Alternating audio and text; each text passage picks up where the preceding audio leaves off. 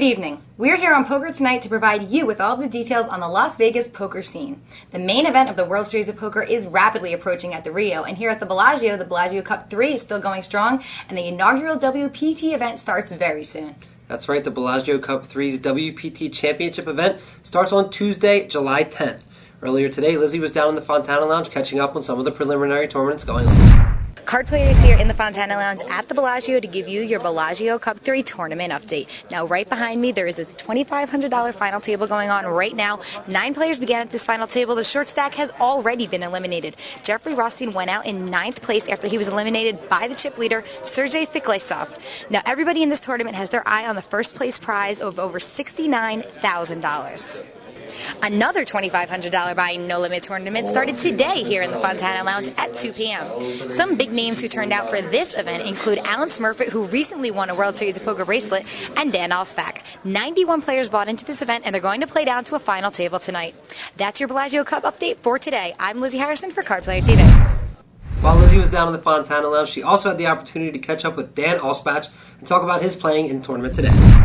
How you doing, Dan? Well, I was chip leader, and I just lost a big pot. I had 2 kings. I saw that hand. Tell us how it happened. Well, I had 2 kings. The fellow on my left in the big blind had 2 aces. And 3 low cards on the flop? Yeah, 3 low cards on the flop with 2 spades, and I had the king of spades. He didn't have a spade, so I went all in, and he called me, of course, and that was it.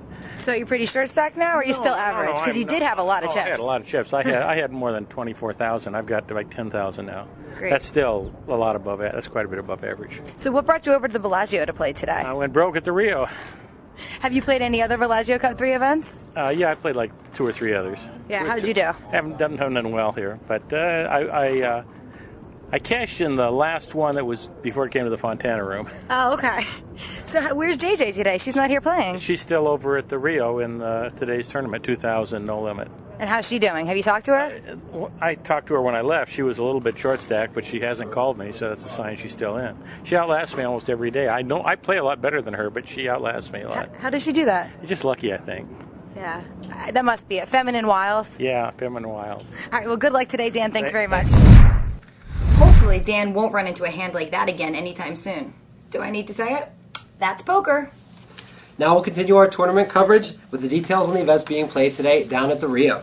The World Series boasts 55 bracelet events this year, and number 48 kicked off today at 5 p.m. At noon today, the $2,000 buy-in limit also kicked off.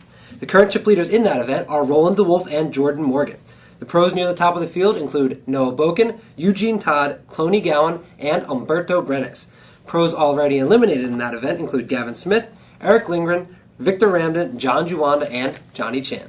At 2 p.m. this afternoon, the final table of the $2,000 Omaha Split High-Low event began, and now only 4 players remain. Marcel Lusk went into this final table as the chip leader, but he's fallen down to the short stack. The current chip leader is Frankie Odell, and first place prize in this tournament is $240,000. Today is also day 2 of the $1,000 buy-in 7-card stud 8 or better tournament. The chip leader going in was Yekwi Zhu, but he has fallen to the middle of the pack since the beginning of the day. The current chip leader is Dan Highmiller. Other pros remaining in the field include Jeffrey Lissandro, Scotty Wynn, and David Plastic. 668 players started this event, creating a first-place prize of just under $150,000. The $5,000 buy-in 6-handed no-limit tournament is also on day 2. The chip leader going in today was Dutch Boyd, and he has maintained his lead. Pros remaining in the field include Ram Vaswani, Bill Gazes, and Phil Hellmuth after his 12th World Series bracelet. 728 players built a first-place prize over $900,000. That covers everything going on at the Rio today. Now it's time to present our little gift to you, another moment with Mike Matusow. And now, a moment with Mike.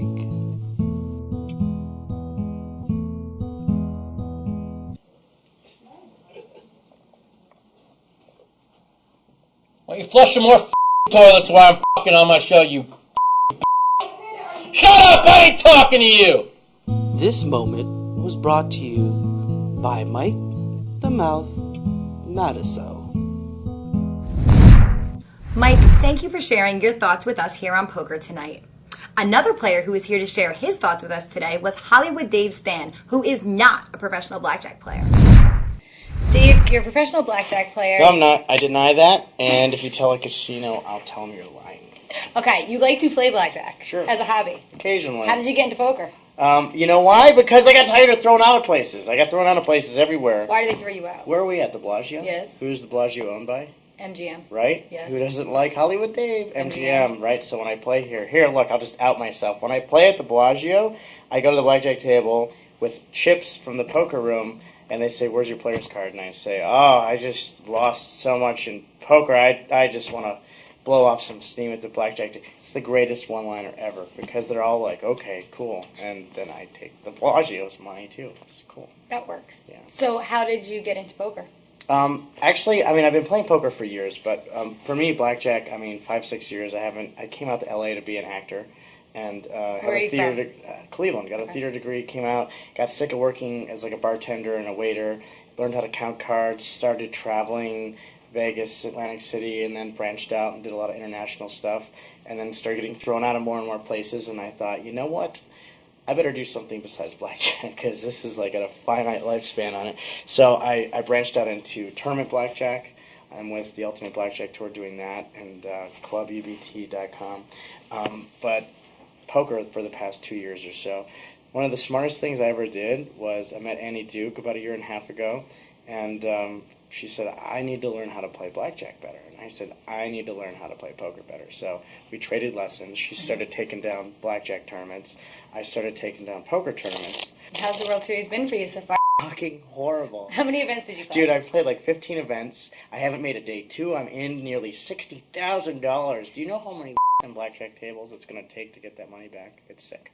But I've been having a blast. I've been playing really strong. I've just had like some sick negative variants. I think it's been like 20 nut flush draws that haven't come in for me now, like in a row. It's been one of those sick experiences. But I've been playing really well and having a blast and going over and killing the Venetian deep stack, hitting deep in that. So we'll see. It's not over yet. I did make one day 2. Here's the day 2 I made. Okay. I played because Harris has the diamond thing, right? So I'm a diamond member. And they had a free roll for like all their diamond members, which was run like a slot tournament essentially. It was like the marketing people. So day 1 was like a shootout, top 2 out of the 10, and I somehow made it because these donkeys were pushing with any ace, but I made it to top. So I made it to day 2 of that, and of like the 700 people they started with, I made it to like 60th. But of course they only pay like 10 spots or something. But for the top 100 people, they gave out a glass pimp cup. Like Little John walks around with the diamonds and stuff. It says WSOP like it's bedazzled. And it's this glass thing.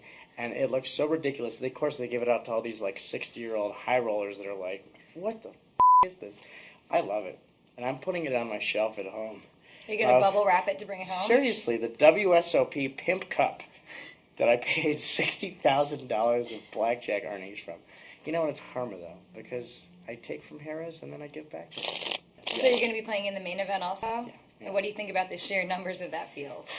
You know what? I've just been like facing the wrong end of everything for a month straight now. So the more I got around, the more I think I'm good.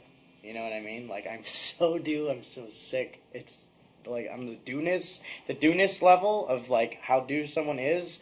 I'm like off the charts.